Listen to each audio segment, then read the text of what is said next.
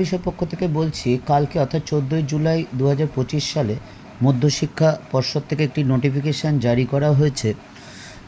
সেটা হলো ইতিমধ্যে ক্লাস 9-এর রেজিস্ট্রেশন শুরু হয়ে গেছে। যারা 2027 সালে মাধ্যমিক পরীক্ষায় বসবে, এই 2027 সালে মাধ্যমিক যারা পরীক্ষায় বসবে যে সকল শিক্ষার্থী, তাদের জন্ম তারিখ অবশ্যই 2012 সালের 31 অক্টোবরের আগে, অর্থাৎ 31 অক্টোবর বা তার আগে তার জন্ম তারিখ হতে হবে।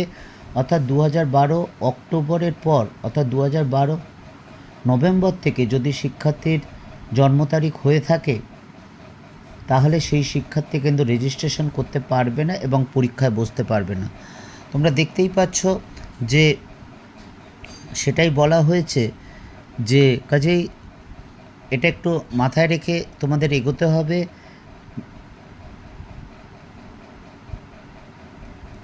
মধ্যশিক্ষা পর্ষদ থেকে এই নোটিফিকেশানটা অবশ্যই তোমরা সবাই কিন্তু দেখো।